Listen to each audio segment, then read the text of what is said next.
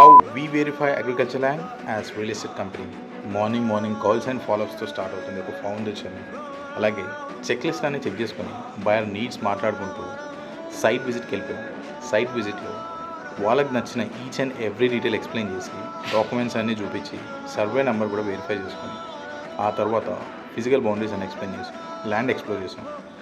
రేర్గా అగ్రికల్చర్ ల్యాండ్లో rental income ఉండే ల్యాండ్ దొరుకుతుంది. అది ఈ పౌల్ట్రీ విషయంలో జరిగింది.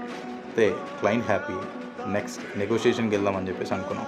ఆ తర్వాత ఒక సెల్లర్తో మీటింగ్ అరేంజ్ చేసుకొని ఒక ల్యాండ్ రిజెక్ట్ చేయడం జరిగింది. వై?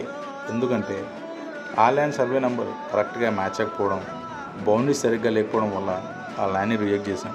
ఆ తర్వాత చిన్నగా ఏజెంట్స్తో క్లారిఫికేషన్ తీసుకొని ఇన్సైట్స్ అన్నీ ఎక్స్ప్లెయిన్ చేసి డీటెయిల్గా వెరిఫికేషన్ కంప్లీట్ చేశాను.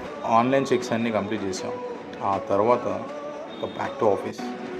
ఇక ఇలా మీ ల్యాండ్ మీ జర్నీ కూడా స్టార్ట్ అవ్వాలి ఇన్వెస్ట్మెంట్స్తో అంటే రియల్ ఎస్టేట్ బ్రదర్స్ని కాంటాక్ట్ అవ్వండి.